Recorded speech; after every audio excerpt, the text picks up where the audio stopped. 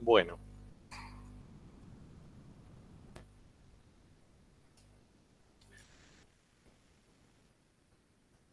entonces,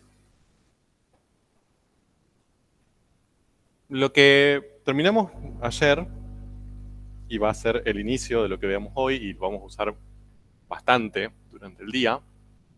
Ay, qué lindo que se ve ahora. Tenemos nuevo proyector, no sé si se nota, que se ve bonito y colorido. eh, Donado por la cooperadora de nuestra facultad. Increíble. Auspicia esta clase. Bien, lo que vimos ayer fue esto. A ver si aparece en algún momento. Ahí está. Que cuando nosotros calculábamos derivadas direccionales de un campo, lo podíamos hacer usando la definición, pero resolver por definición implicaba resolver un límite. No era tan molesto de resolver como en el caso de las integrales, pero siempre resolver un límite demanda energía. Entonces, lo que demostramos ayer es que hay una forma de calcular las derivadas direccionales que es más sencilla, que se saltea esta cuestión del límite. En realidad, más que saltearse, lo que hace es aprovecharse el hecho de que yo puedo calcular las derivadas parciales sin hacer límites, es simplemente usando las reglas de derivación, ¿no? Entonces, a partir de ahí, nos permite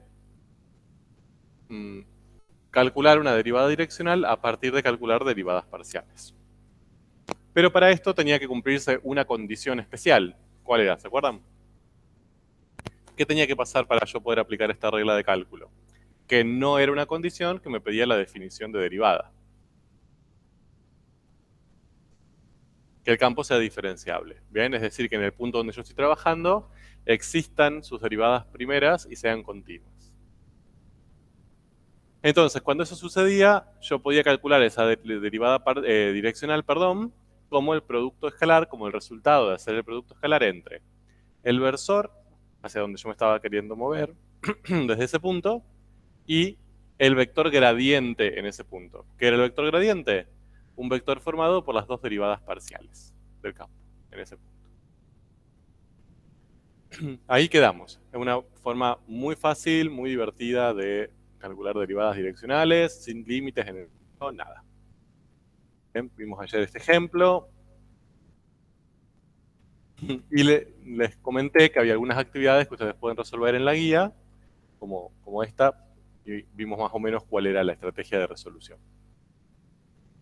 Bien, entonces, veamos un poco, o sea, esto lo que acabamos de desarrollar no solo tiene como consecuencia buena el hecho de calcular derivadas direccionales fácil, sino que nos permite llegar a otros resultados muy interesantes. Miren, nosotros tenemos acá que la derivada direccional, si el campo es diferenciable, la podemos calcular con este producto escalar. Entonces recién nosotros la pensamos por componentes, ¿no? Derivada primera por ux, perdón, la derivada con respecto a x por ux, más la derivada con respecto a y por uy. Pero yo también puedo pensar este producto escalar por definición. ¿Se acuerda que los productos escalares, por definición, era igual a módulo de uno de los vectores por módulo de otro por el coseno del ángulo que formaban? ¿Bien? Recuerdos de matemática 1 de guerra. Entonces, esta derivada direccional yo la puedo pensar como el módulo del gradiente por el módulo de este versor por el coseno del ángulo que forma. Y de hecho eso se lo puedo simplificar más todavía. Ahí hay un término que se puede ir muy fácil. ¿Cuál es? De hecho, un término que conocemos cuánto vale entre los tres. Bien. No, no necesariamente son paralelos, ¿eh? Ahora vemos. Pero este se puede ir, porque el módulo del versor U0, ¿cuánto es? Si es un versor. 1. Entonces, este término es igual que multiplicar por 1 siempre, ¿no? Entonces me queda el módulo del gradiente por el coseno del ángulo que forman esos dos vectores. ¿Qué significa eso? Que yo básicamente lo que puedo tener es, no sé, estoy en un punto, ¿no? Tengo un campo y lo que puedo hacer es, si yo tengo un campo y un punto, puedo hallar directamente el vector gradiente que le corresponde a ese punto.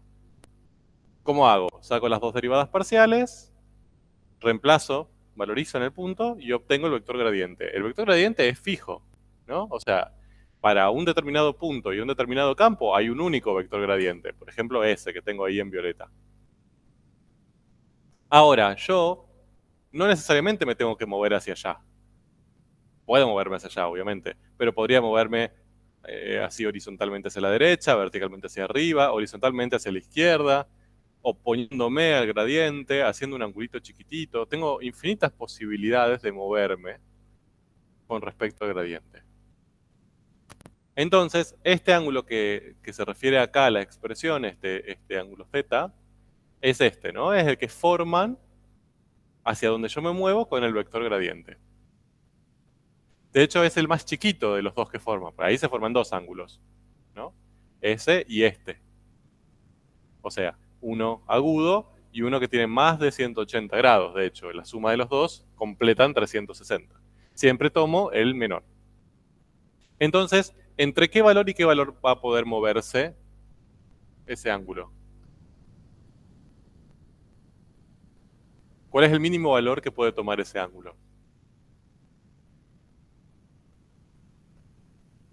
0. ¿Y en qué caso sería que el ángulo fuese 0?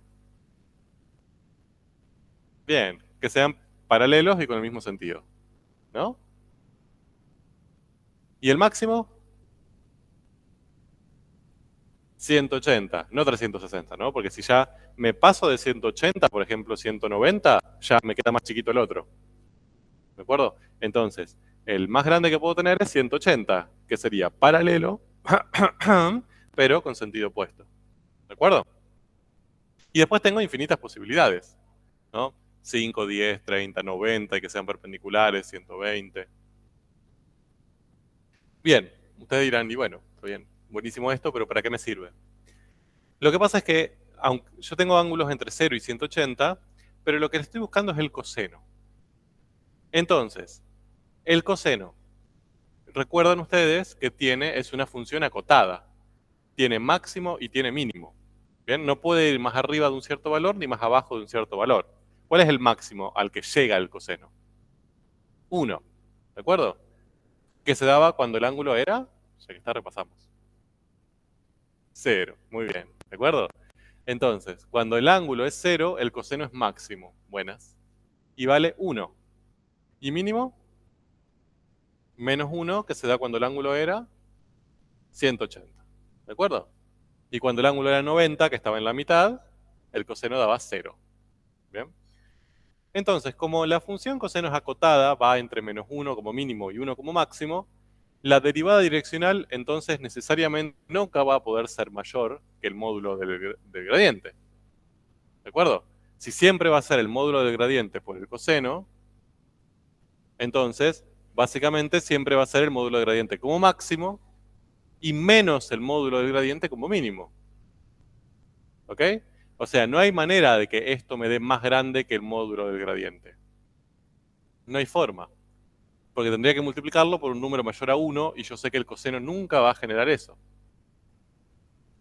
¿De acuerdo? Entonces, esto nos permite demostrar la primera gran conclusión. Que las derivadas direccionales de cualquier campo en un punto nunca pueden ser ni más grandes que el módulo de su gradiente, ni más chicas que el opuesto del módulo de su gradiente.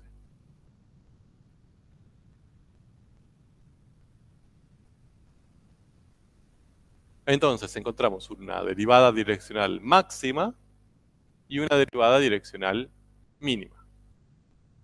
La máxima se da, o mejor dicho, la máxima vale el módulo del gradiente.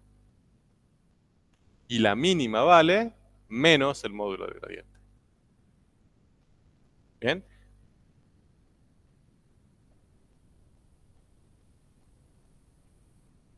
Entonces, acá lo que tenemos es una utilidad extra del gradiente.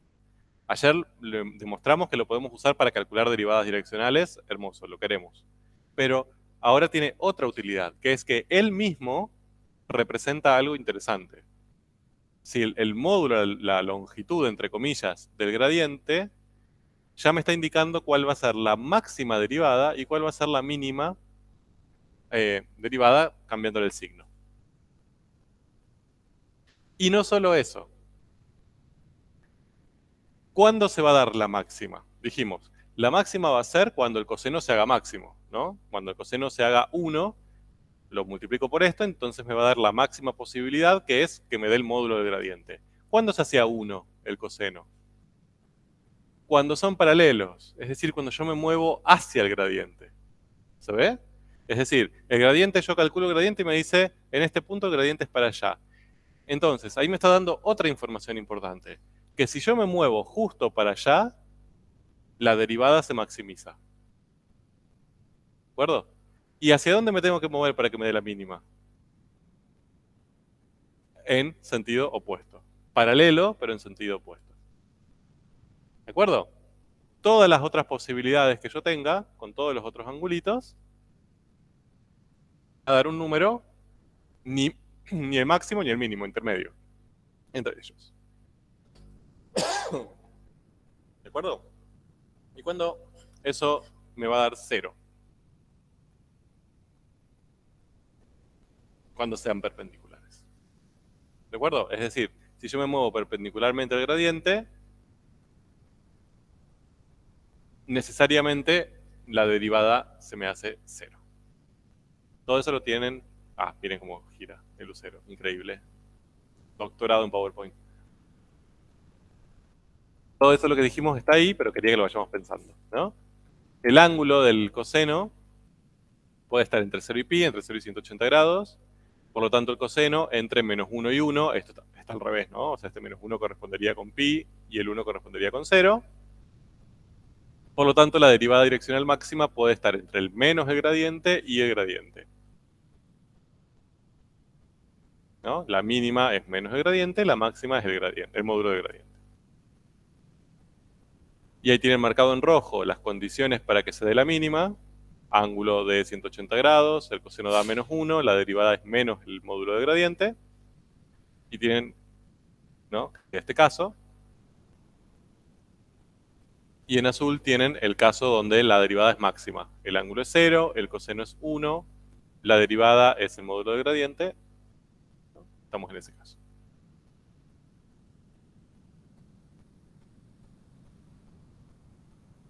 Lo que acabamos de demostrar, de hecho, es un teorema, que es el teorema de las derivadas direccionales máxima y mínima. Y acá me quiero detener un ratito en una cuestión, porque lo suelen usar mal, o mejor dicho, lo suelen, cuando justifican, no son tan claros con eso, o no terminan de justificarlo bien a veces en una cuestión. Es la siguiente. Le dice, dado un campo escalar f diferenciable en un cierto punto, ¿no? Tiene que ser diferenciable porque estamos usando la regla de cálculo, todo esto surge de la regla de cálculo. Entonces, la derivada direccional máxima vale el módulo del gradiente. Buenas. Y la mínima vale el opuesto del módulo del gradiente. Y además, la máxima se da en dirección y sentido del gradiente y la mínima en dirección y sentido del opuesto del gradiente. ¿De acuerdo? Digo que a veces esto se usa incorrectamente. ¿Por qué? Si yo les digo, no sé, estoy parado acá, me está afectando un campo temperatura, y me quiero mover hacia donde la temperatura crece lo más rápido posible, ¿bien? ¿Hacia dónde me muevo? Ahí, ¿a quién van a buscar ustedes? ¿Qué información van a buscar? Dirección y sentido del gradiente, ¿de acuerdo? No el módulo. El que me indica hacia dónde me tengo que mover es la dirección y el sentido. Ahí no me interesa el módulo. De hecho, no me preguntaron cuál es esa derivada. Me están diciendo hacia dónde voy. Entonces digo, el módulo está para allá, voy para allá. Perdón, el gradiente está para allá, voy para allá. ¿Sí? Ahora, si me estoy parado acá y me dicen, ¿cuál es la máxima velocidad a la que cambia la temperatura en ese punto? ¿Qué me están pidiendo que responda? Específicamente el módulo. Si no me preguntan nada más, hasta le diría que ni si pueden obviar el hecho de decir se da para allá. Ustedes calculan el gradiente, calculan el módulo, que es un número, y esa es la respuesta. Esa es la velocidad máxima. ¿De acuerdo? Entonces, a lo que voy es, el gradiente aporta información, aparta dos informaciones distintas. su módulo, cuánto vale la velocidad máxima. Y su dirección y sentido, hacia dónde se da. Son dos informaciones distintas que tienen que gestionar ustedes en cada caso cuál necesitan. ¿De acuerdo?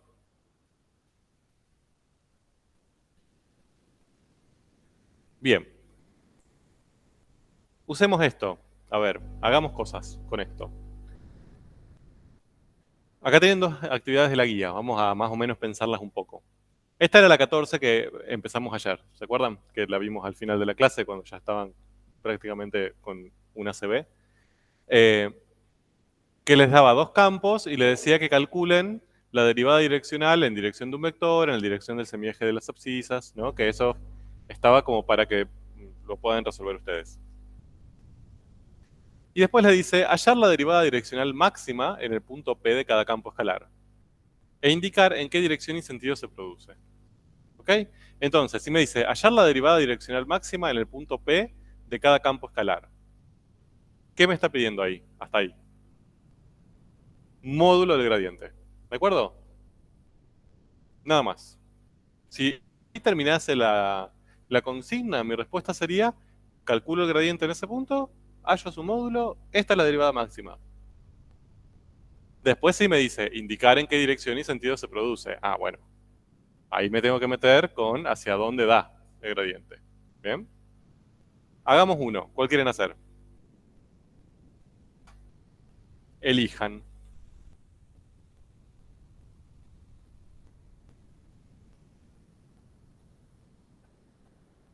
Sí, el I o el II. El II, bueno.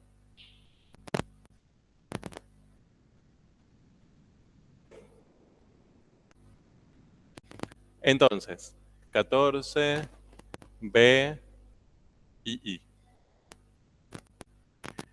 El campo es E a la X más I. Entonces, para calcular la derivada direccional máxima, lo que yo voy a necesitar va a ser el gradiente de f.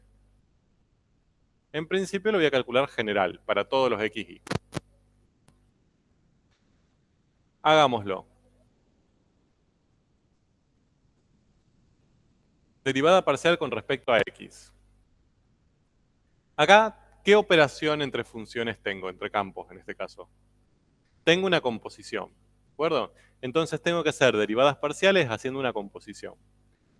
Primero tengo que derivar la función más externa. ¿Cuál es la función más externa? La primera que se aplica. La última que se aplica, mejor dicho. La exponencial, e a la zapallo. No me interesa el zapallo ahora. ¿Bien? Entonces, ¿cuál es la derivada de e a la zapallo? E a la zapallo. ¿Bien? Por. Después sí, derivada del zapallo. ¿Bien? Y acá, como ya aparecen las variables, acá tengo que tener en cuenta que es una derivada parcial con respecto a x. ¿Cuál es la derivada del zapallo con respecto a x? 1. Y es la derivada de y es 0, porque lo tomo como una constante, y la derivada de x es 1. Entonces me queda por 1, o sea, e a la x más y. ¿Y qué pasa si hiciese la otra con respecto a y? Queda igual, porque el procedimiento es exactamente el mismo. Se ve que es lo mismo, la exponencial es la misma y la derivada del zapallo va a ser la misma con respecto a y. Entonces, mi gradiente va a quedar e a la x más y, e a la x más y.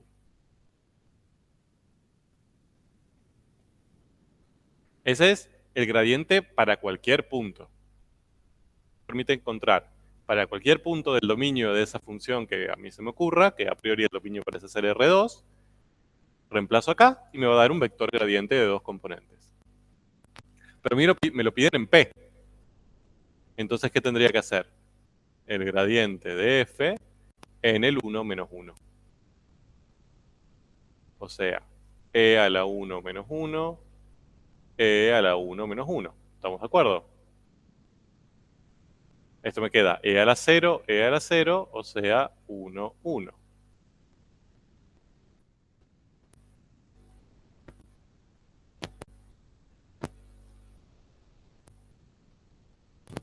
¿Mm? Sí. Entonces, yo en ese punto tengo el vector gradiente acá, ¿no? Este es mi punto P y el vector gradiente a P sería ese, 1, 1. O sea, si yo me muevo hacia allá, la derivada direccional es máxima. Si me muevo en sentido opuesto, es mínima. Y en cualquiera de las otras direcciones, es intermedia entre esos dos valores. Veamos cuál es la máxima. Entonces, derivada máxima de f en p va a ser el módulo del 1, 1. O sea, raíz de 1 al cuadrado más 1 al cuadrado, raíz de 2. Se ve que cuando me piden dirección y sentido, mi respuesta tiene que ser un vector. El vector gradiente me indica dirección y sentido de máximo movimiento. Pero si me piden derivada direccional máxima, mi respuesta es un número. Es la máxima derivada, ¿no? Es la máxima velocidad, que es raíz de 2.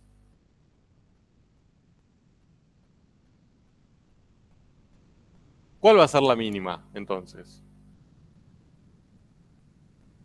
Menos raíz de 2. ¿De acuerdo? Entonces, todas las derivadas direccionales en ese punto van a estar entre menos 1,41 aproximadamente, que es menos raíz de 2, a 1,41. Tranquilamente yo les podría decir, no sé, en ese punto existe, me puedo mover en una dirección en que la derivada direccional me da 3. ¿Ustedes qué me dirían? ¿Verdadero o falso? Falso. ¿De acuerdo? Imposible. La máxima es raíz de 2. Nunca podría ser mayor que raíz de 2. No importa hacia dónde me mueva. Aunque yo no haga todos los calculitos de todas las direcciones, ya sé que la máxima es raíz de 2. ¿De acuerdo?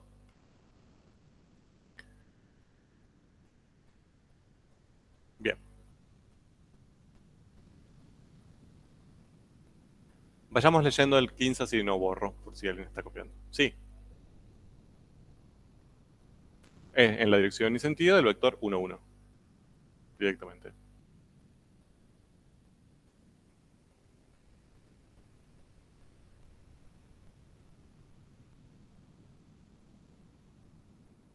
Bien, veamos el 15, que a mí siempre me pareció muy divertido. A ustedes lo odian mucho, a mí me resulta divertido. Cuando han aparecido cosas parecidas en los exámenes, eh, nos golpea. Dice, sea F un campo escalar con derivadas parciales continuas en los puntos A, B, C y D. Entonces, ¿qué les está queriendo decir? Que es diferenciable en esos puntos. ¿Bien? Perfecto, muy bien. Con la derivada direccional de F en A, en dirección y sentido del vector AB igual a 3. Es decir, que si ustedes van del punto A al punto B, en esa dirección y sentido, la derivada direccional da 3. Si van de A a C, la derivada direccional les da menos 4,5. ¿De acuerdo? Punto. Y después le dice, encontrar la derivada direccional de F en dirección y sentido del AD. Es el típico problema que cuando uno lo lee es como me dan dos datos random y después me piden algo nada que ver, ¿no? Como que calcule la masa del Sol. Pero no lo es tanto, se puede resolver. Miren. Ahí el truco, o mejor dicho, lo que está bueno hacer para darse cuenta de qué es lo que está pasando, es graficar los puntos. Al menos el A, B y C. Entonces, miren, el A es el punto 1, 3. ¿Dónde tengo que llegar? Hasta 7.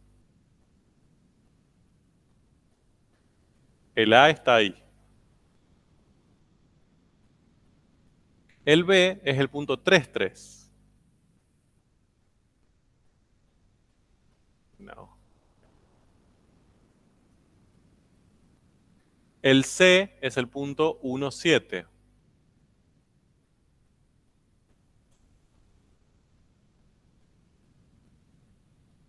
¿De acuerdo? Y el D es un horror. Es el punto 6, 15. O sea, me da como por acá. No lo voy a dibujar. ¿Sí? Ustedes si quieren dibujarlo en su... Entonces, Ya cuando vemos eso, ahí un poco nuestra mente debería tranquilizarse.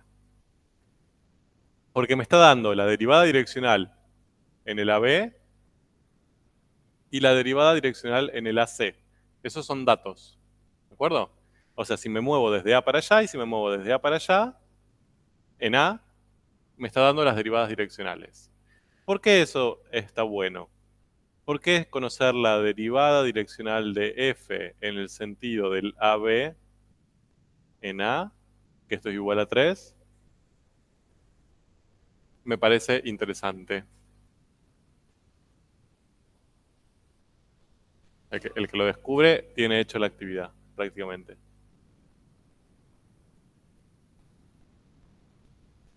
Bien, perfecto. Fíjense que si yo voy de A a B, me estoy moviendo siguiendo al versor I, ¿no? Entonces, esta es una derivada direccional, pero ¿qué es también específicamente? ¿Cómo le llamábamos cuando nos movíamos en dirección y sentido del versor I?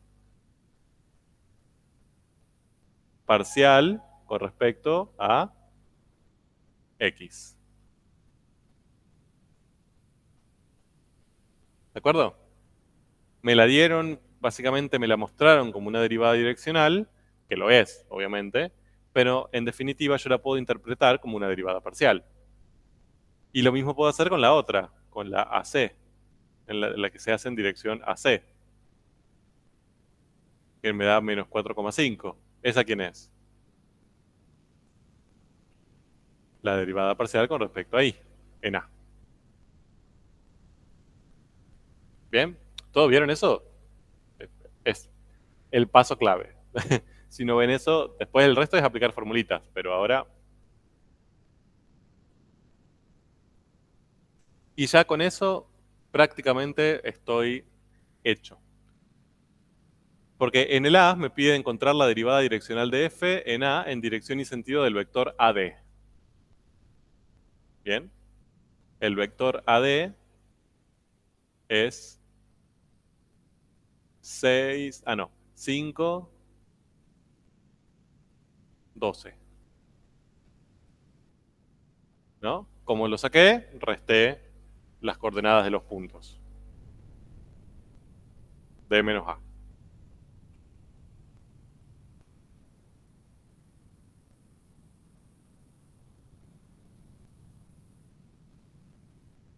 Uy. Bueno, ¿y cómo calculo entonces? Tengo que hacer la derivada direccional de f en A siguiendo al vector AD. Ahí ya, como verán, como es el 5, 12, el vector no es ni paralelo al eje X ni paralelo al eje Y. ¿Qué hago entonces? ¿Cómo calculo la derivada direccional? Bien, aplico regla de cálculo, ¿sí? ¿Por qué puedo aplicar regla de cálculo? Porque el campo es diferenciable, me lo dice en el enunciado. Entonces, lo que vimos ayer era que yo tengo que hacer gradiente en el punto, escalar el versor asociado al vector. ¿De acuerdo? ¿Tengo todo para hacerlo? Hay que sacar el versor. Es lo único que me falta. Módulo de AD, todo suyo. El primero que lo dice tiene 0,01 punto más en el final. ¿Eh? No, esos son los... Yo quiero el módulo.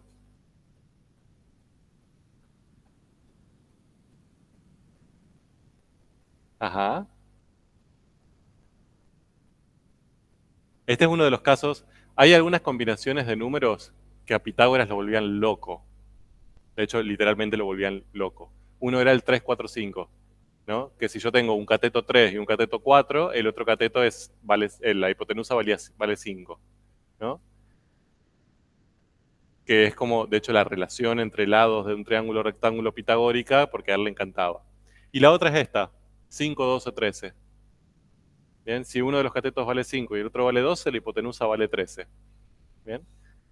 Son cuando hacen este tipo de muchas actividades matemáticas, ya cuando ven 3 y 4 o -3, -4, ya saben que les va a dar 5 y cuando ven 5 y 12 ya saben que les va a dar 13, de hecho. Pero bueno, por ahora ya sé que lo tienen que comprobar. Entonces, el versor asociado va a ser 5 sobre 13, 12 sobre 13, ¿estamos de acuerdo? Entonces ahora sí tengo todo. ¿Cuánto vale el vector gradiente? Después el versor asociado ya lo tengo, es 5 sobre 13, 12 sobre 13. ¿Y el vector gradiente? 3 menos 4,5. Bien, lo armo con las dos derivadas parciales.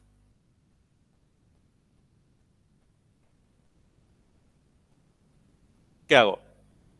Producto escalar. 3 por 5 sobre 13 menos 4,5 por 12 sobre 13. ¿De acuerdo? Esto me va a dar, no sé, 15 sobre 13 menos, es 9 por 6, 54 sobre 13. Y esto me va a dar 39. Menos 39 sobre 13, o sea, menos 3.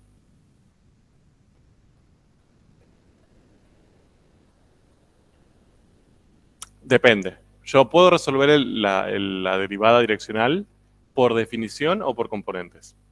Si lo hago por definición, tendría que hacer módulo de este por módulo de este por el coseno del ángulo que forma. ¿De acuerdo? Es una forma.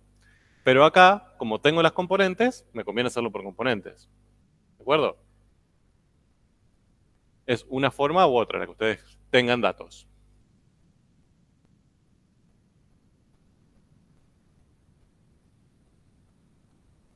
Sí.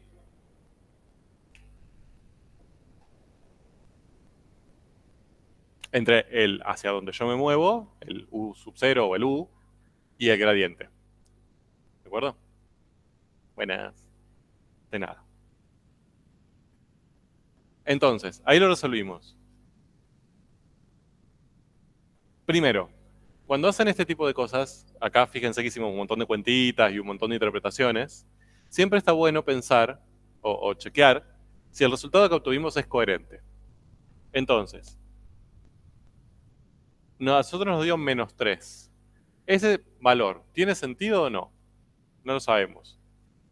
¿Cómo podríamos hacer? ¿Qué se les ocurre para controlar o para chequear que lo que tuvimos tiene coherencia?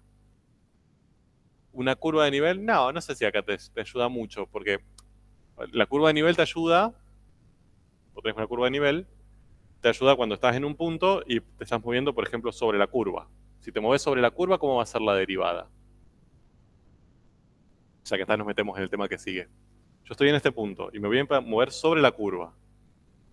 ¿Cuánto creen que va a ser la derivada de ese campo si me muevo para allá? ¿Eh? No. La derivada, ¿se acuerdan que era el límite del cociente incremental? ¿Cuánto cambiaban las imágenes con respecto a cuánto cambiaba XY? Bien. Si yo me estoy moviendo sobre una curva de nivel, ¿qué le pasa a las imágenes? Siempre son la misma, porque es una curva de nivel, justamente. Entonces, ¿cuál va a ser esa derivada? ¿Cuánto va a valer si no cambian las imágenes? Cero. ¿De acuerdo? Ahora, todas las otras derivadas direccionales en cualquier otra dirección que no sea esa, no me va a dar cero y no la puedo predecir tan fácil. ¿De acuerdo? Entonces, eso no sé si me ayuda mucho acá. Perfecto, yo acá tengo, ¿dónde quedó mi puntero? Acá. Yo acá tengo el gradiente, ¿no? El 3 menos 4,5. Si yo saco el módulo de este vector, ¿qué me va a dar como resultado? ¿Qué me va a informar? La derivada máxima. ¿De acuerdo? Entonces, si yo saco este módulo y me da, por ejemplo, 7, entonces las derivadas direccionales tienen que estar como máximo 7 y como mínimo menos 7. Entonces el menos 3 estaría bien. Ahora, supónganse que yo saco este módulo y me da 1. Como máximo 1 y como mínimo menos 1. Acá metí la pata. No puede ser menos 3. ¿De acuerdo? Eso también es una buena forma para ustedes para comprobar si lo que estuvieron haciendo o si metieron la pata en algún momento en el camino.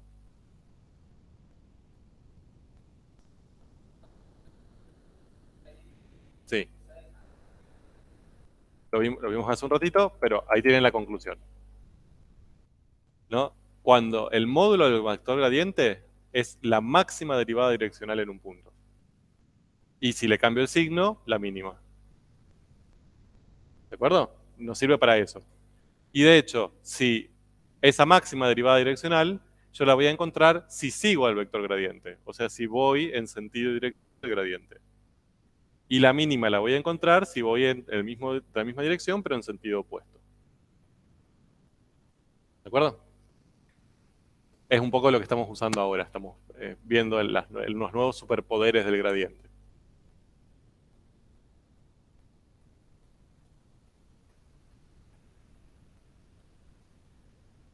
Bien. Entonces, acá podemos hacer más cosas, de hecho. Sigamos y después les complico un poco la existencia porque me gusta. P.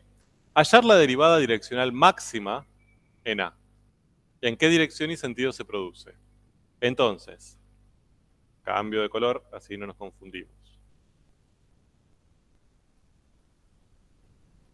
Mm, ¿Qué color se ve? Este. Derivada máxima de F en A.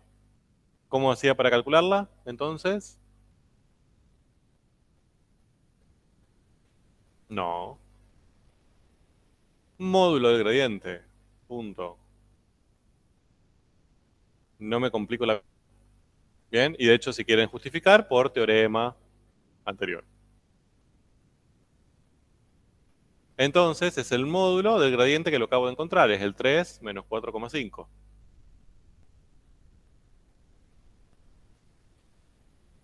Bien, o sea, va a ser raíz de 3 al cuadrado más menos 4,5 al cuadrado.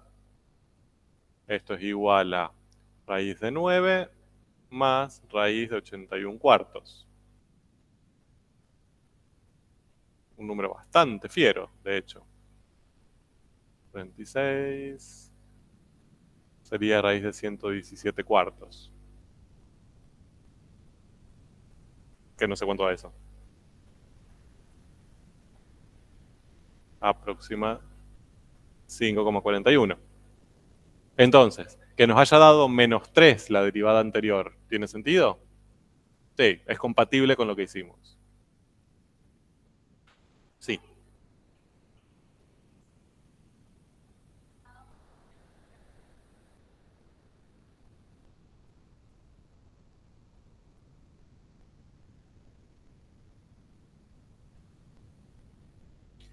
Bien.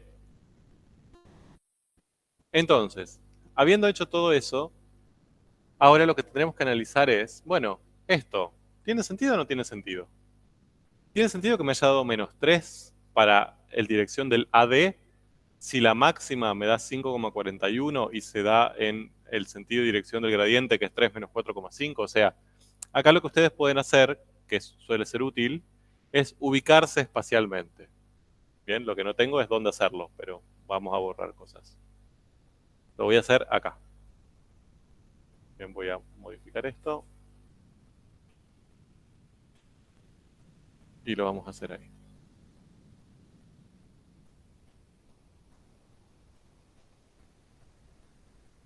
Entonces, yo tengo el punto A. Estamos trabajando en el punto A. Entonces, el gradiente se da es en el 3 menos 4,5. O sea, del A me muevo 3 unidades en X y menos 4,5 en Y, ¿no? Entonces, el gradiente está más o menos ahí. ¿De acuerdo? Ustedes lo pueden hacer en un sistema si quieren, obvio. ¿No? Yo lo hago acá para que lo vean, simplemente. Mientras que el AD, nosotros nos estamos moviendo en el sentido del AD, y el AD nosotros habíamos dicho que era el 5,12, ¿no? O sea, nos movemos 5 unidades para allá y, 12, perdón, unidades para arriba. O sea, es un vector como así, ¿no? Entonces, la máxima se da para acá. Si yo me muevo en el A, me muevo para acá, se da la derivada direccional máxima por el teorema que vimos hace un rato. Y esa vale 5,41. ¿Bien? Y después, las otras derivadas direccionales dependen de la relación hacia donde yo me muevo con respecto al gradiente. El ángulo que se forma acá, ¿cómo es? Es mayor que 90, menor que 90. Exacto, ¿no? Mayor que 90 y menor que 180. Entonces, el coseno de ese ángulo, ¿cómo va a ser? Mm, mm. Va a ser negativo. ¿Se acuerdan que el coseno hacía esto? Empezaba en 0, era 1. Bajaba, en 90 tocaba al 0 y seguía bajando y en 180 llegaba a menos 1. Es la única parte que nos interesa, porque acá el ángulo puede ir entre 0 y 180. Entonces se generaba como una S, así. Entonces, si está entre 90 y 180, me va a dar negativo. Por lo tanto, ¿cómo me va a dar mi derivada direccional? Negativa, medio menos 3. ¿De acuerdo? Tiene sentido. Si yo al hacer este grafiquito veo que tengo el gradiente así, y yo me estoy moviendo para acá, por ejemplo, ¿no? Y me da la derivada negativa, metí la pata. ¿Bien? Porque ya el ángulo que están formando es chiquitito, entonces va a ser cercana a la máxima. No va a ser la máxima, pero va a ser cercana. ¿De acuerdo? Entonces, esto nos permite tener una referencia visual para interpretar el resultado de las derivadas con respecto a la posición relativa entre los dos vectores. Sí.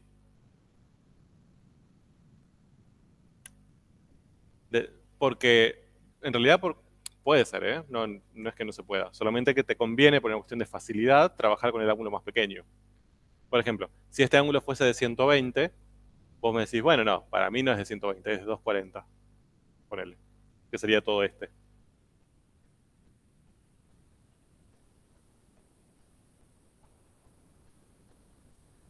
¿Cómo? ¿Cómo? Otra vez.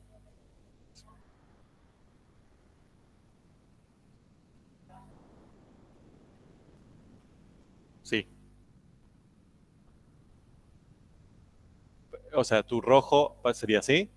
Tomás este, el pequeñito, entre los dos. Podés tomar este si querés, ¿eh? No hay problema para tomar el otro, el grandote. El coseno de los dos es el mismo. O sea, el coseno de un ángulo y el coseno de 360 menos ese ángulo es el mismo. Pero para una cuestión de facilidad y de pensamiento, y además para que la calculadora les da directamente el ángulo, eh, se usa el más chiquito.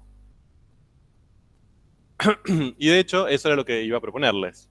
Esto no lo pide, pero ya que está, vamos a hacerlo. Con todo esto, lo que podemos calcular también es cuánto vale este ángulo.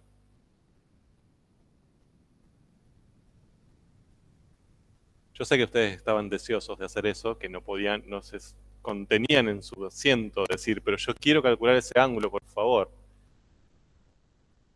Bueno, ¿cómo sacamos ese ángulo? Nosotros dijimos, la derivada direccional, lo que vimos hace un rato era que era el módulo del gradiente por el módulo del versor por el coseno del ángulo que formaban. ¿Bien? Esto vale 1, entonces lo podemos obviar. Y si reemplazo, ahora tengo todos estos datos, excepto el ángulo. Miren, yo la derivada direccional la encontré, valía menos 3, ¿no? La hallamos acá. El módulo del gradiente lo acabamos de encontrar, es 5,41 aproximadamente. ¿Bien? Y eso lo tengo que multiplicar por el coseno del ángulo que forman. Entonces lo que puedo hacer es despejar el ángulo. Va a ser el arco coseno de menos 3 sobre 5,41.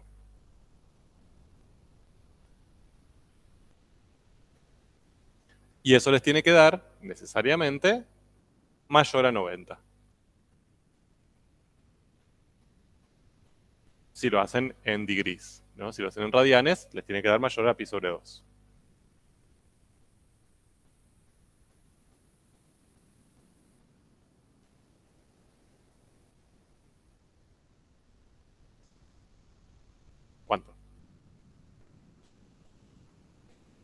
123. Aproximadamente 123 grados. Que tiene sentido, ¿no? Con nuestro grafiquito así medio esquemático, parece ser un ángulo de 123 grados entre los dos.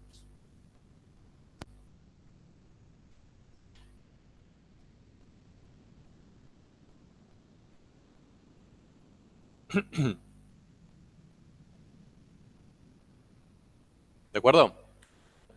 Entonces, esta parte de la clase se llamaría los superpoderes del gradiente. O sea, no solamente sirve para calcular derivadas direccionales, que ya de por sí es bastante útil, ¿no? Usar la regla de cálculo que vimos ayer, sino que también él por sí mismo representa cosas importantes, no solo para el cálculo, sino para tener una idea de qué está pasando, para que ustedes puedan guiarse, ¿no? Ya dibujar el gradiente les da mucha información sobre cómo se comporta ese campo en los alrededores, ¿no? Hacia dónde crece máximamente, hacia dónde decrece máxima, en máxima velocidad, cuál es el signo de las derivadas direccionales de acuerdo hacia dónde me muevo con respecto al gradiente, etc. ¿De acuerdo? Bien, ¿dudas con esto? Si no, aprieto el botón y no volvemos atrás. Entonces, ¿se acuerdan de la cochinilla? Que estábamos ahí queriendo ver hacia dónde iba. Entonces, salía de este punto y nosotros sabíamos que se iba a mover escapando del gas. ¿De acuerdo? Entonces la teníamos que esperar. Como si se movía, por ejemplo, para allá, la íbamos a esperar acá, íbamos a poner una trampita ahí, esperando que llegue para matarla. Entonces, con todo lo que aprendimos ayer y hoy, ¿qué tenemos que averiguar? ¿Qué es lo que tenemos que ver o preguntar para la cochinilla para ver hacia dónde se va a mover? La derivada, muy bien, eso, lo que dijo ella. La derivada direccional mínima, ¿de acuerdo? Es decir, hacia dónde la concentración del gas anticochinilla disminuye lo más rápidamente posible. Porque ahí va a ser su única forma de lo que va a detectar para decir, para acá me salvo. Entonces, ¿cómo hago para encontrar? Y otra cosa, ¿qué tengo que buscar ahí? ¿La derivada direccional mínima o la dirección y sentido donde se da la derivada direccional mínima? Porque no es lo mismo. La dirección y sentido. ¿De acuerdo? Exacto. ¿Y quién va a ser ese vector? ¿Cuál va a ser el vector que me dice hacia dónde se da la derivada direccional mínima? Sí, pero ustedes se perdieron un capítulo. Eh, el opuesto del gradiente. ¿De acuerdo? Del gradiente. Entonces, ¿qué es lo que tengo que hacer? Tengo el campo, tengo el punto, voy a hallar el opuesto del vector gradiente. Todo suyo. Díganme, tienen 23 segundos para decirme hacia dónde se va a mover esa cochinilla.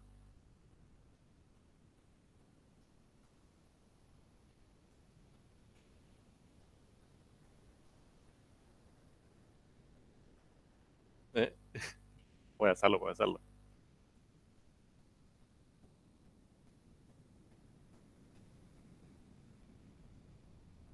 ¿Cómo no tiene idea? Si ya vimos que era el gradiente ayer. Eso no se lo perdieron. Ok. A ver, sí. La mía también, la verdad. Ya a esta altura.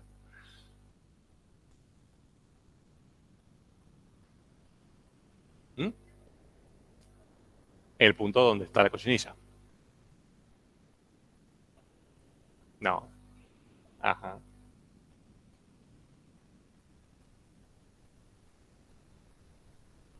Que de hecho, eso nos pasó hace 2 años. No sé qué pasó ese año, pero en los parciales aplicaban todo bien los conceptos matemáticos y en los finales también, pero se confundían los puntos. Tenían ese punto y le ponían el 2-3 en vez de 3-2 y les daba todo mal, por supuesto, porque usaban mal el punto. Y nos pasó en la mitad de los exámenes.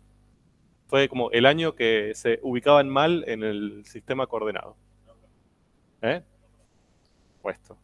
Que perdonar y la matemática son dos palabras incompatibles. No, mentira. Igual, el problema de eso no es tanto perdonarlos, es que se les complican todos los cálculos después. Bueno, ¿cuánto dio? Ya deberían hacerlo rápidamente esto. ¿Llegaron? Gradiente de G. ¿Cuál es la ley de ese campo?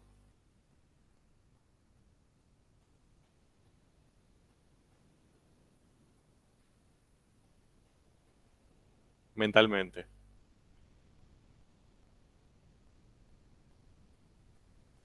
Ajá. Bien, bien. ¿De acuerdo? Y ahora lo que tengo que hacer es calcularlo en el punto, o sea, en el 3, 2. Eso me da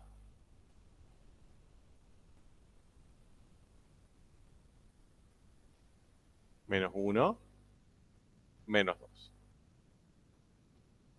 ¿De acuerdo? ¿Cómo interpreto ese vector?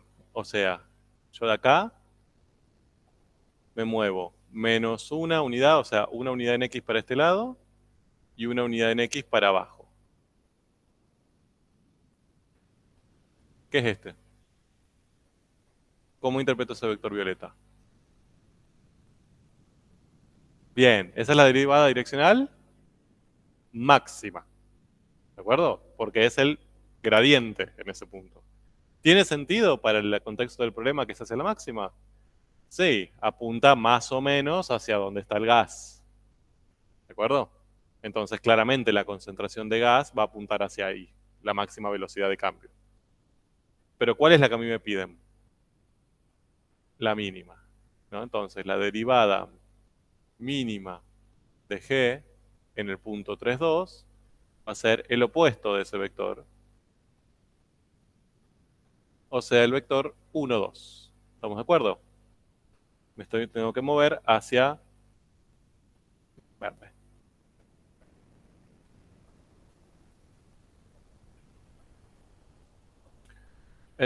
Sí, exacto. Su módulo es el máximo valor de la derivada y apunta hacia donde te tenés que mover para encontrarlo. ¿De acuerdo? Y de hecho puedo encontrar... eh, oh, no, igual lo que escribí está mal, perdón. O sea, la derivada mínima es menos el vector el módulo del vector gradiente. Ahora sí. Está bien. Sí, sí, sí, por eso, pero lo que escribí está mal. O sea, derivada mínima se da en dirección y sentido de menos el gradiente de g, ¿no? Esa sería la respuesta. Tristemente no. Hacemos tantas notaciones para algunas cosas y no hacemos otras para otras. Y la derivada mínima sería el opuesto del módulo de este vector. ¿Bien? Que sería menos raíz de 5, que hacen el módulo.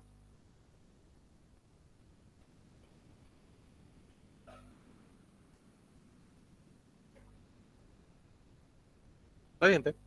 Ah, no, el simbolito es nabla, pero nunca vas a decir nabla. O sea, vos lo que decís es el gradiente de g.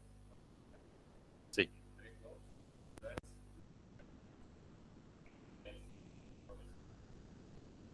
El gradiente de g en 3, 2 es un vector, no es un número. Sí. Sí. Sí. Sí. Espera, estamos mezclando dos conceptos. El gradiente es -1, -2. ¿Bien? Este.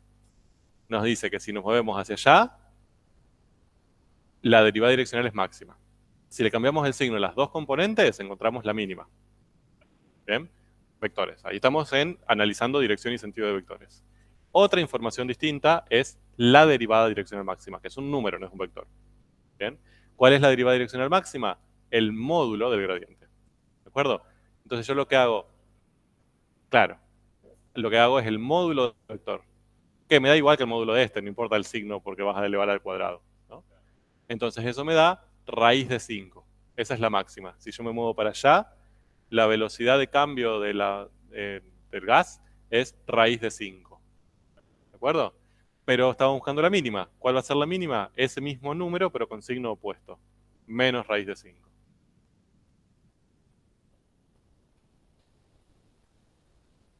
Bien. De hecho, ayer habíamos encontrado que si nos movíamos para allá, o sea, en sentido y dirección del versor y, nos daba -1. No sé si se acuerdan. Y si nos movíamos para arriba, nos daba menos 2. Fíjense que la máxima es menos raíz de 5. Raíz de 5 es 2,1 aproximadamente. Entonces, hay una más grande todavía que esas que vimos ayer. Y ahora podemos asegurar que esa va a ser la más chiquita en este caso, ¿no? La más pequeña de todas las que vamos a poder encontrar va a ser menos raíz de 5. Y se da, si seguimos al vector, 1, 2. Bien, o sea, nos movemos 1 para allá, 2 para arriba.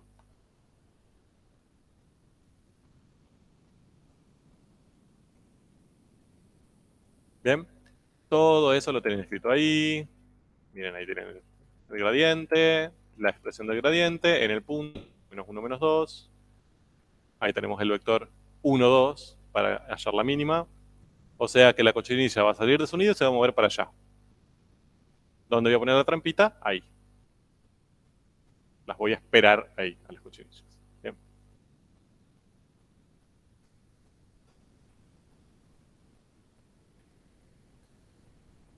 Bien. Y el módulo es menos raíz de 5 ppm sobre metro. ¿Cómo interpreto ese resultado?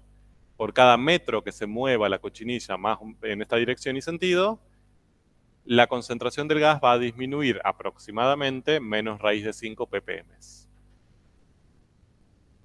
Bien, recuerden el aproximadamente cuando lo interpretan así, porque estas, ¿se acuerdan que las derivadas es un concepto infinitesimal? O sea, vale, es exacto solo en las cercanías del punto. Es decir, si la cochinilla se mueve 1 nanómetro, va a funcionar este número. Ya si se mueve en distancias bastante más largas, esto, acá cambiamos lo que hablábamos ayer de diferenciabilidad, ¿no? Ahí el campo va a tener otro comportamiento y yo lo estoy aproximando con algo lineal. Entonces voy a cometer un error. Por eso tengo que, digo, aproximadamente. ¿Ok? Pero en las cercanías del punto este número vale bastante bien. Sí,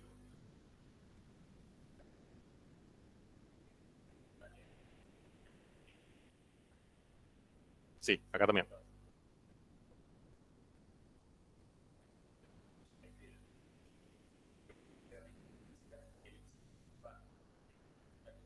Sí, sí.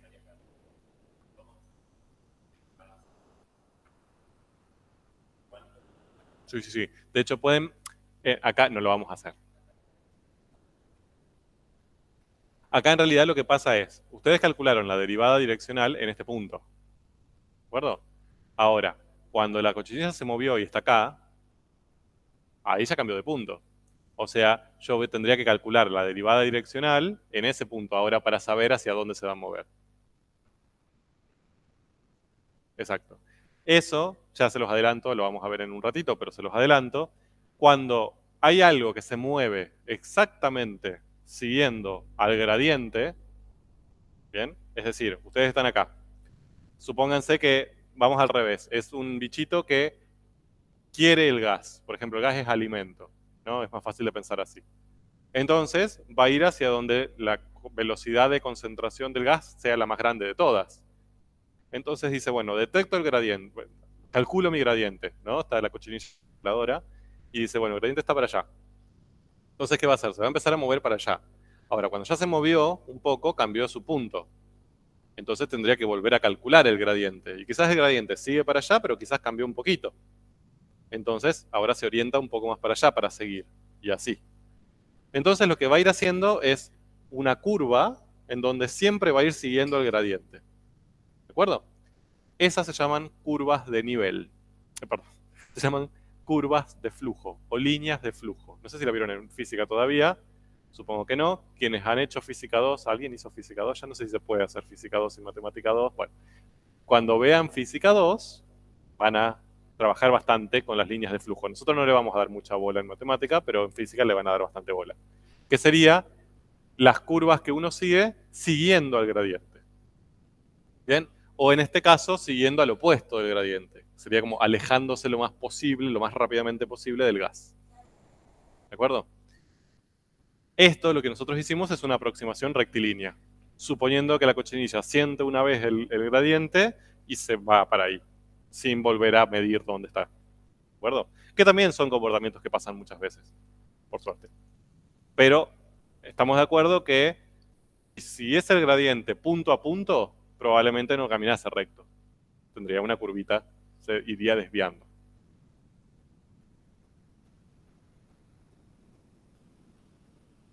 ¿Estamos?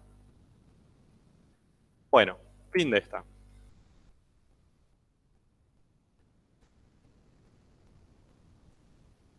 Ujú.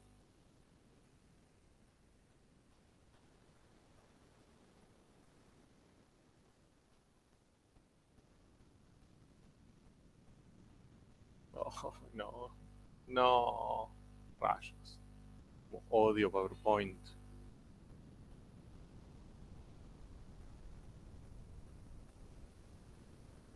Ah, te los tienes que ver.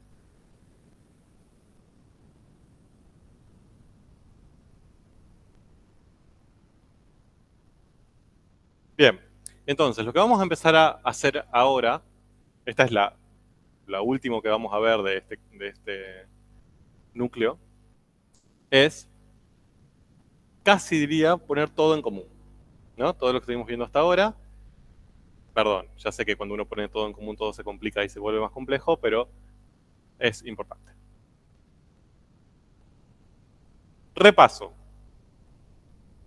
Tenemos hasta ahora varios tipos de funciones que hemos visto a lo largo de Matemática 1 y Matemática 2.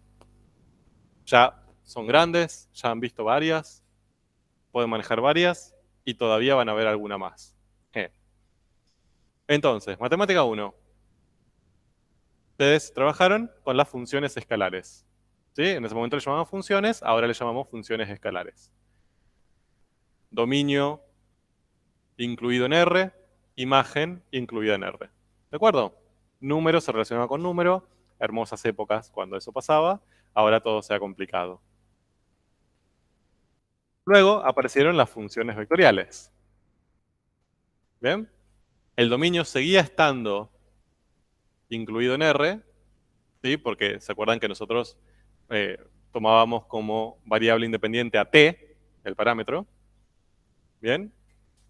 Que ya no le llamamos parámetro, le llamamos variable independiente, de hecho, pero obteníamos como imágenes vectores, ¿no? Entonces, la imagen estaba incluida en Rn. Nosotros trabajamos más que nada en R2, pero podría ser R3, R7, R29. Y después aparecieron los campos escalares, ¿no? Lo último que estuvimos trabajando. Ahí había más de una variable independiente, 2, 3, 24, nosotros trabajamos más que nada con 2, pero las imágenes eran un único número real, z. ¿Bien? Y ayer ya dijimos que falta algo ahí. ¿Quién completa la familia?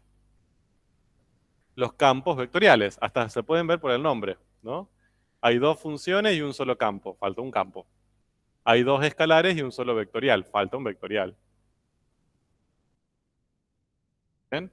Los campos vectoriales relacionan n variables independientes con m variables dependientes. ¿Bien? O sea, yo parto de más de una independiente, por ejemplo, xy, y termino con varias dependientes que también las voy a pensar como componentes de un vector.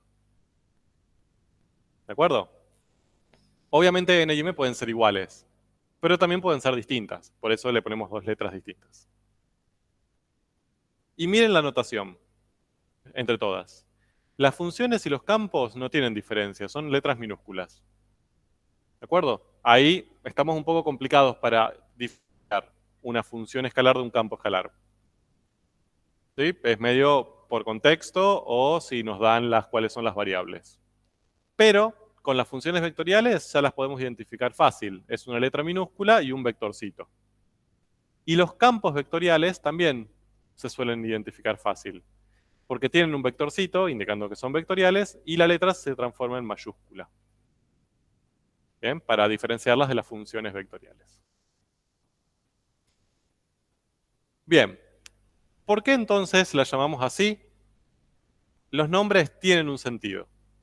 Cuando hablamos de función, nos estamos refiriendo a que el dominio es un número real. ¿Bien? Todas son funciones, no quiero generar conflicto con eso. Todas cumplen la definición de función. ¿Bien? Pero en el nombre le ponemos la palabra función específicamente cuando el dominio es real. ¿Sí? Es decir, cuando usamos una sola variable independiente. Cuando usamos más de una, le llamamos campo. Después, el adjetivo, escalar o vectorial, no refiere al dominio, refiere al codominio. Si obtenemos un número real, va a llamar escalar. Bien, si después de aplicar la función obtenemos como resultado un número, le llamamos escalar como adjetivo. Y si cuando aplicamos la función obtenemos un vector, usamos vectorial como adjetivo. Entonces tenemos todas las combinaciones ahí. Y ahí tienen algunos ejemplos. Por ejemplo, función escalar, altura en función de la temperatura. ¿No? Número en función de número. Función vectorial, esta que tienen ahí. ¿Para qué lo usamos? Movimientos en el plano, más que nada. ¿Sí? A medida que pasa el tiempo, la posición X e Y en que gana un móvil. Campo, temperatura en función de posición, por ejemplo. En diferentes posiciones de un campo, de un terreno, por ejemplo, ¿cuál es la temperatura que se está midiendo? Campo vectorial, ahí tienen un ejemplo. Ya en las próximas clases veremos para qué se usan. ¿Bien? De hecho, el último núcleo de esta materia trabaja específicamente sobre campos vectoriales. Pero fíjense un poco la forma, ¿no? Tenemos dos variables independientes, dos componentes de un vector, imagen, y cada una de esas componentes depende de ambas. O podría depender de ambas. Bien. Entonces, esto se llama habitualmente cuando se presenta la generalización del concepto de función. Es decir, ahora, ese concepto de función que ustedes vieron en Matemática 1, que es básicamente como empieza Matemática 1, lo primero que ven es cómo se define función, vale en todos estos casos. La única diferencia es que ustedes lo habían definido como a cada número le corresponde un único número, y ahora es a cada número le corresponde un único vector, a cada par de números le corresponde un único número, a cada par de números le corresponde un único vector. ¿Bien? Pero esa idea de que hay una relación unívoca se sigue manteniendo en todos los casos. Y ustedes vieron también que hay operaciones entre funciones. Por ejemplo, las funciones se podían sumar, se podían restar, se podían dividir, multiplicar. Acá, esto tiene una gran ventaja, que es que para todas esas operaciones no se mezclan. Es como, no les gusta mucho mezclar familias acá. O sea, si yo quiero sumar una función escalar con otra función, va a tener que ser otra función escalar.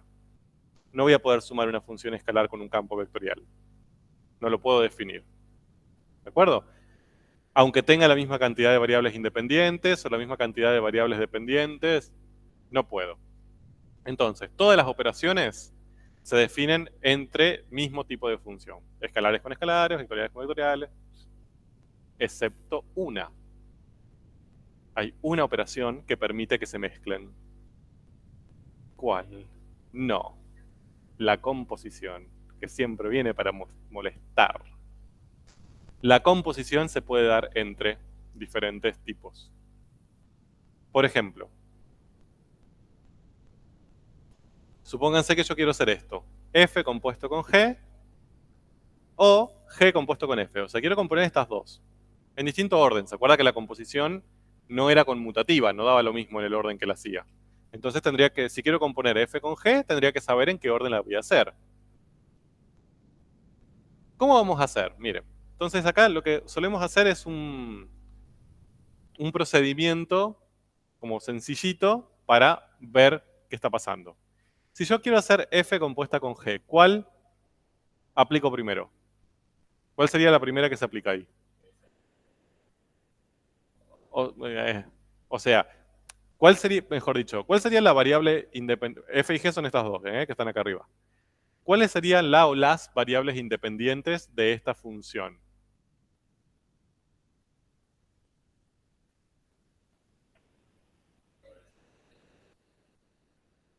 Bien, entonces, ¿sobre cuál actúan? Por acá, fíjense, f, su variable independiente es t mayúscula.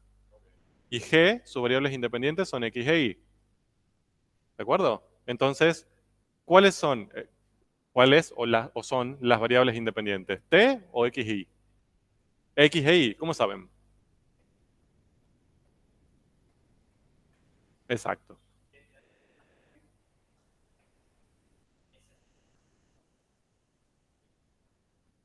Exacto. Entonces, esto lo que me está dando es el orden de aplicación. ¿De acuerdo? O sea, acá yo voy a empezar de mis variables independientes. La primera que voy a aplicar va a ser g sobre esas variables. Entonces, si la primera que aplico es g se aplica sobre x e y. Entonces, acá las variables independientes son x e y. No podría ser t, porque yo g, fíjense que la tengo que aplicar sobre dos números. No puedo aplicarlo sobre uno solo.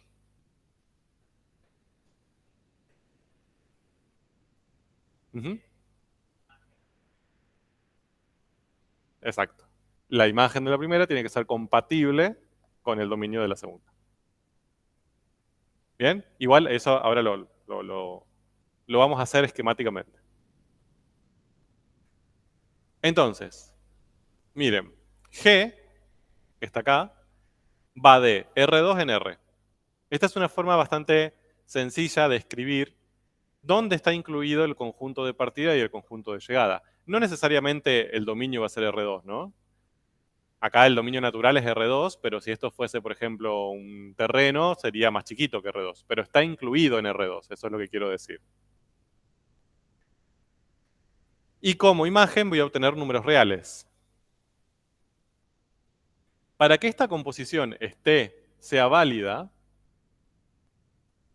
ese número real que yo obtengo al aplicar la primera tiene que poder ser utilizado por la segunda. ¿Bien? F transforma reales en reales. ¿No? Entonces, fíjense cómo las acomodé.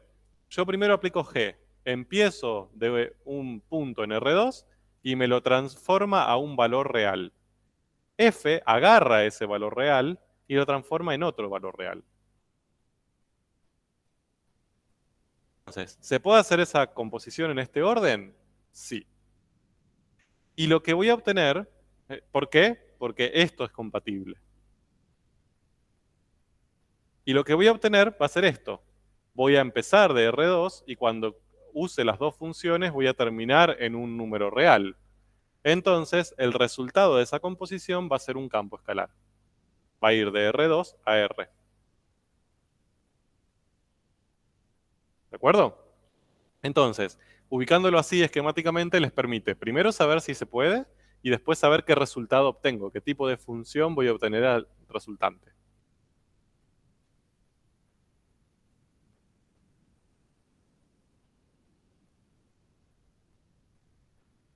¿Bien? Entonces, ya cuando hago esto y sé que se puede hacer, lo que puedo plantear es, bueno, vamos a hacer esa composición. Entonces, hay gente que las composiciones les resulta sencilla, que la ven y dicen, ah, sí, aplicó una, después aplicó otra. Y hay gente que la composición es un dolor de cabeza. O sea que por más que intente, estudie, se ponga la vida de un lado o de otro, se disfrace de función, les complica la vida, busquen las formas de hacerlo lo más gentil posible. Entonces, miren, para mí una forma interesante de hacer esto es pensarla como una secuencia. Es decir, la primera que aplico es G, entonces dijimos, G se aplica sobre XY, tengo que empezar en XY. Aplico G. Entonces, esa XY del cual yo empecé, esas dos variables independientes, ahora se van a transformar en esto. ¿Qué es esto? ¿Es un vector o es un número? Es un número. Aunque tenga esta expresión fea, cuando yo esto lo reemplace me va a dar un número. ¿Se ve? Todo esto que tengo acá es un valor real.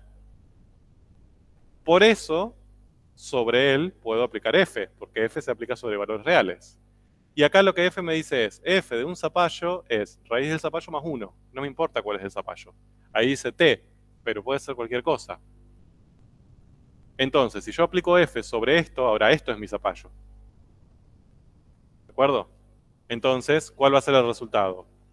Raíz del zapallo más 1. ¿Bien? Entonces, ¿cuál va a ser la función composición? La que empieza en xy y termina en esta expresión, ¿no? Si le llamo h, si quieren, es una h que se aplica en xy y que me devuelve raíz de 2y cuadrado más x cuadrado más 1. ¿Qué tipo de función es? ¿Es una función escalar, una función vectorial, un campo escalar, un campo vectorial esto? Un campo escalar, como habíamos predicho. ¿De acuerdo?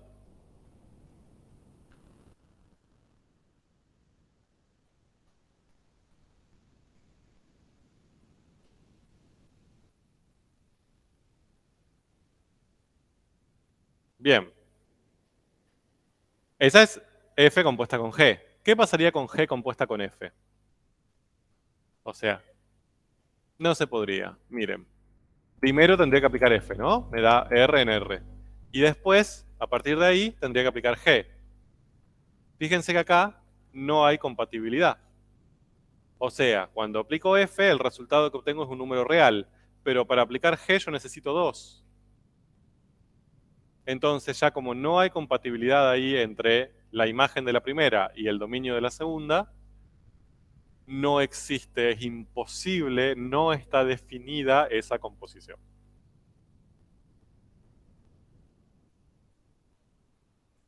¿De acuerdo? Y punto, ahí termina, ¿no? No hago nada más.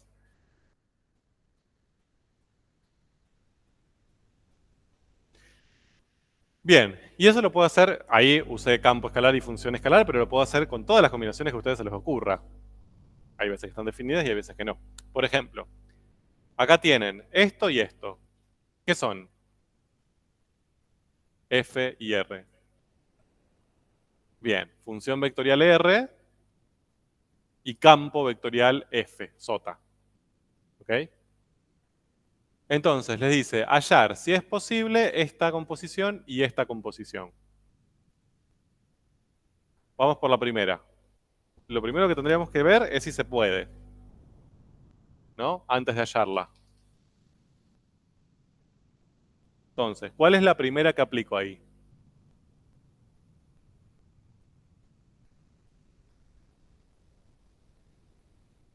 R. Que va de ¿qué a qué? De R a R2. ¿Bien? Se dice R2, no R cuadrado. Bien, reales del plano me gusta. Suena como más señorial. Bien. Y después sobre eso te voy a dar F sota. Que va de... Bueno, pero en este caso. R2 a R2. ¿Bien? Parte de R2 porque tiene dos variables independientes. Y llega a R2 porque genera dos componentes. Entonces, ¿es compatible? Sí, como lo veo acá. ¿Y qué voy a obtener cuando haga la composición? Una función vectorial, si quieren le llamamos S. ¿Por qué sé que es una función vectorial? Porque parte de R y termina en R2. Entonces, ahora la hallo. ¿Cuál va a ser la variable independiente entonces? ¿De dónde voy a partir? ¿De qué variable voy a partir en ese caso?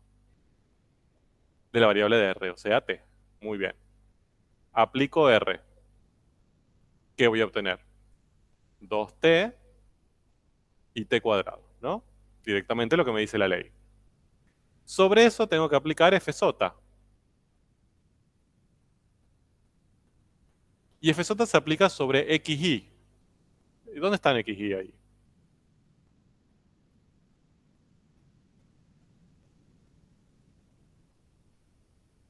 Esta es la componente X y esta es la componente Y. Esas son XY. Lo que pasa es que ahora XY están expresadas en función de T. Entonces, F sota me dice, yo soy un vector Y sobre X, X por Y. Entonces, t cuadrado sobre 2t por t cuadrado, ¿no? Que esto es equivalente a decir t sobre 2, 2t cubo. ¿De acuerdo? ¿Qué obtuve? ¿Qué tipo de función es desde t hasta acá?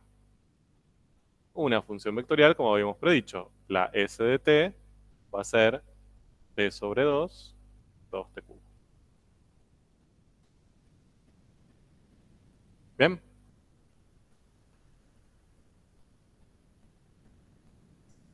¿Mm? ¿Es posible esa? ¿La otra? No, ya lo ven sin hacerlo. Eso me gusta. Entonces, primero aplico f, r2, r2. Después tendría que aplicar r, que va de r en r2. Incompatible, no existe. ¿De acuerdo? Bueno, sí, las que obtenés después de aplicar la función. Por ejemplo, ahí en s de t, tu variable independiente es t, pero variables dependientes, ¿cuántas tenés? ¿Cuántos números dependen de t ahí? Dos, las dos componentes del vector. Bien. Bueno, les dice, siguiente punto. Si fj asigna un vector fuerza a cada posición del plano, bien, es decir, yo elijo una posición del plano xy y ahí fj lo que me dice es, acá tenés este vector que es la fuerza que soporta. Sí. Bueno, no es R2, fíjense, porque está dividiendo una X ahí. O sea, ahí ya tengo restricciones. Pero no importa. Estaría incluido en R2, podemos decir eso. Y R describe el movimiento de una partícula en ese plano. ¿De acuerdo? Como suele pasar con las funciones vectoriales. Describe cómo se mueven en el plano a medida que pasa el tiempo. ¿Qué representa la composición encontrada? Bien. Y acá viene otro gran mundo, que es no solo encontrar las composiciones, sino interpretarlas. O sea, ¿qué me están queriendo decir? ¿Qué significa eso? Entonces, ¿qué significa eso ese proceso que acabo de hacer? ¿Qué quiere representar esa S que acabo de encontrar? ¿Sí? Sí. Ujú. Sí. Sí, pero la composición, ¿qué me representa? Porque ahí vos me lo dijiste separado, estamos perfectos. O sea, FJ me puede indicar la fuerza en el río, mientras que R me indica cómo se mueve, no sé, una mojarrita. Si yo compongo esas dos funciones y obtengo esta tercera función distinta, que es la composición, ¿qué me está queriendo decir? Pero la trayectoria me la da R.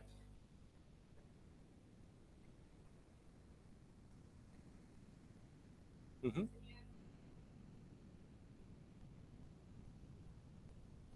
Y ese dependiendo es un poco vago.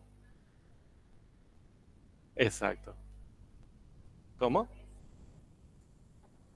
Perfecto. Entonces, miren, acá lo que ustedes tienen es, si quieren, usamos ese ejemplo que les gustó porque las por supuesto nos gustan. Entonces, esta es la fuerza del río y este es el movimiento de la mojarrita. ¿De acuerdo? Si yo uso esta función, la función R sola, yo puedo dibujar por dónde se está moviendo la mojarrita. Ahí no hay mucho lío.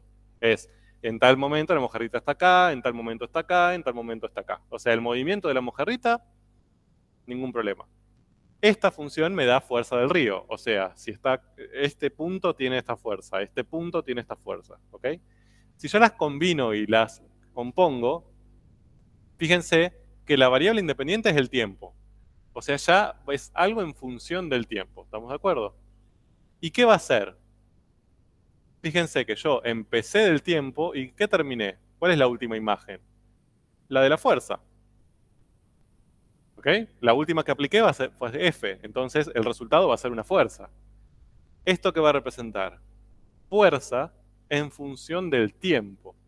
Es decir, la fuerza que va a sentir la mojarrita en función del tiempo de su movimiento.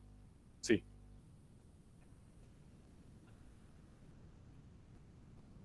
De la variable independiente de la primera. ¿De acuerdo?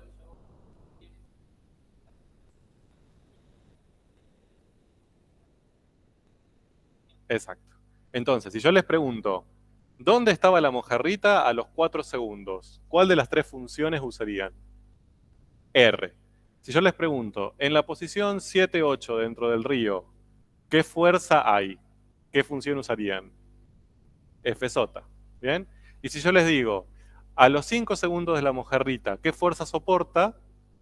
Usarían S. Se ve que las tres funciones me dan cosas distintas. Y siempre en alguna de las tres pierdo algo. Por ejemplo, acá en la primera tengo posiciones y tengo fuerzas. No tengo tiempo ahí. Bien, esta primera perdió la información temporal. Acá tengo el tiempo y tengo la posición, pero ¿qué perdí? La fuerza. Ahí la fuerza no corta ni pincha. ¿Y acá?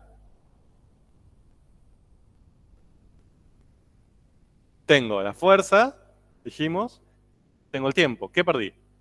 La posición. Yo no sé dónde está la mojarrita. Sí, pero ese X, Y indican fuerza, no indican posición. Las que indican posición son estas, X, Y. ¿De acuerdo? Entonces se ve que cuando uno compone, permite relacionar dos variables, por ejemplo, pero habitualmente pierde una. Ustedes me dicen, bueno, no se pierde, está en el medio, porque, o sea, obviamente yo al componer, yo lo que hice fue, desde el T, buscar la posición y desde la posición buscar la fuerza. Sí, pero en la expresión final yo no puedo calcular la posición. ¿De acuerdo? Tengo tiempo y fuerza. El intermedio se fue. Bien. Después les pide, ¿en algún momento la fuerza que siente la partícula es 2,128? Entonces, matemáticamente, simbólicamente, ¿qué tengo que hacer ahí? No, porque si yo calculo F sota, el resultado me va a dar en función de la posición. Y fíjense que no me pregunta en función de la posición, me pregunta en función del momento.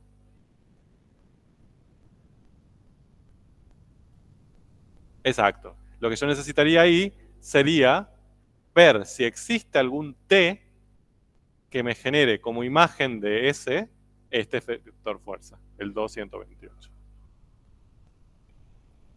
Ujú. Exacto. Y ver cuál es ese T que me genere el 228.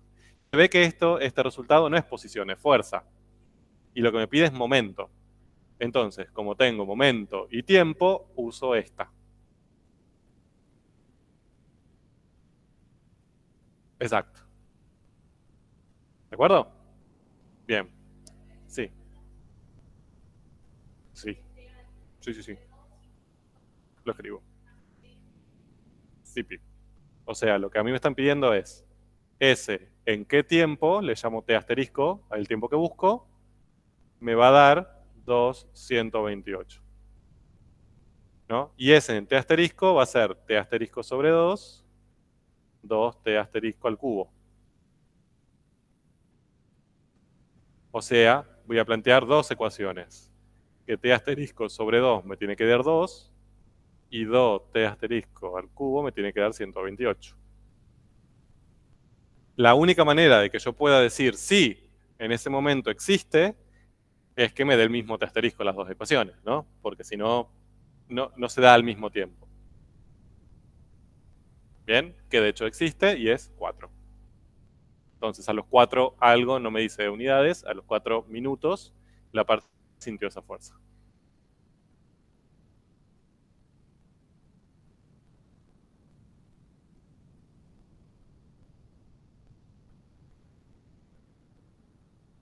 Bien, ¿en cuándo? Completame la pregunta.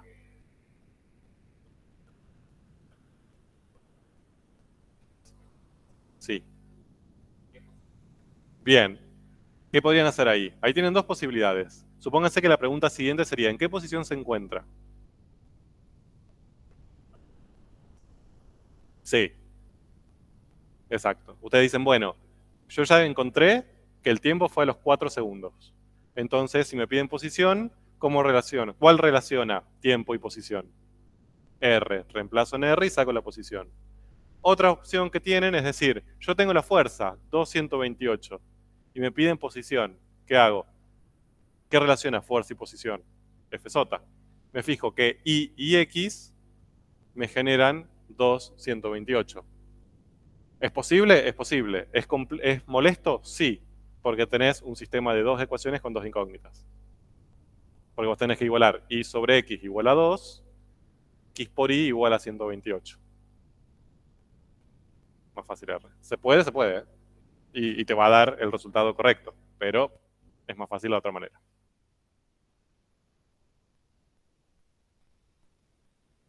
¿De acuerdo?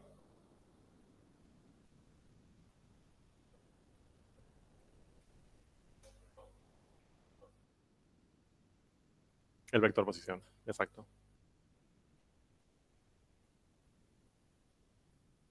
Bueno, ¿hacemos descansito? ¿Seguimos? ¿Cómo están? Nos queda una montaña rusa de emociones. ¿Descansito? Bueno, tienen a las y 50 empiezo a hablar. Y no paro.